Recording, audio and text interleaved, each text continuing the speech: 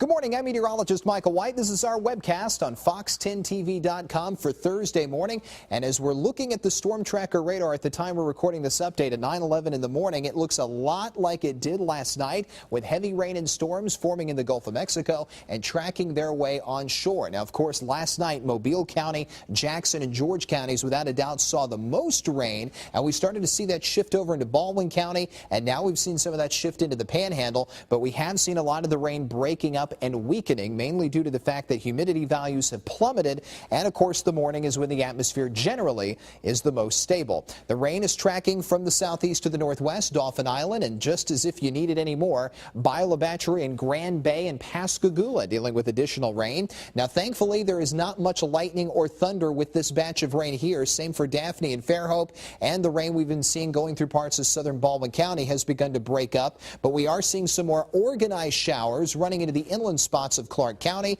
also rolling into northern Baldwin County, even into Escambia County, Alabama, near Atmore. As far as the Panhandle, we do have some pockets of heavy rain north of Pensacola, but we're not dealing with any lightning or thunder from that batch. And as the day rolls on, we are going to see the formation of more scattered showers and storms. They will all track in the same direction, southeast to northwest, and they will become more numerous as the day progresses. Also, at the time we're doing this update, there is a flash flood warning until 11:45 a.m. for the southern tier of Baldwin County, mainly due to the morning rain that you have already received. And that stretches from about Rossington and Loxley along the I-10 corridor south to Gulf Shores. 9 a.m. temperatures are in the mid-60s. It's very mild out there, but the dew points have dropped from where they were yesterday morning. They're into the lower 60s, which is still humid, but not as high as it was yesterday. And that's one of the reasons the rain and storms are not that intense right now, but with the heating of the day, we will start to see them grow in intensity just like we did yesterday and just like we did on Monday and Tuesday. Now, the winds are out of the east at 5 to 10 miles an hour in most spots. They will become most spots between 10 to 15 later this afternoon, and we will see a high temperature of 75 later today with off and on scattered showers and storms. The culprit of all this is an upper level low situated between New Orleans and Hattiesburg, and you can tell it's there because the clouds and rain are wrapping counterclockwise around the low. Areas of low pressure always have a counterclockwise flow.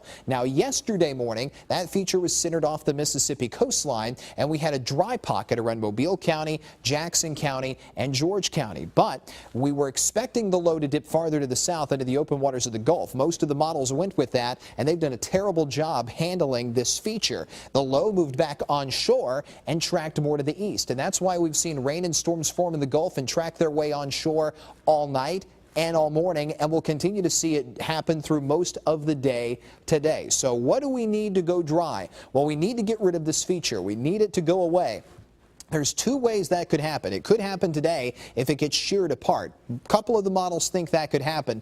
But if it holds and sticks around, then tomorrow is going to be the day that we will say goodbye to it, guaranteed, because this frontal boundary off to the north and west is on its way across the Gulf Coast. When it gets here, it's going to win the battle against this feature, I promise. And as it sweeps through, we'll still have rain and a few storm chances in advance of the front, but then we will turn much cooler and we will go dry by Friday night and into the weekend. So high today 75, cloudy, 60% chance of rain, southeast wind at 10 to 15. Tonight we dip down into the mid to lower 60s with off and on scattered showers and a breezy east wind. Up on the 7-day planner, we do drop into the lower 50s starting Friday night. Much cooler, dry for the weekend, and only spotty rain, if any, as we kick off next week. So improving weather on the way. That's your webcast. Thanks for watching here on Fox10TV.com.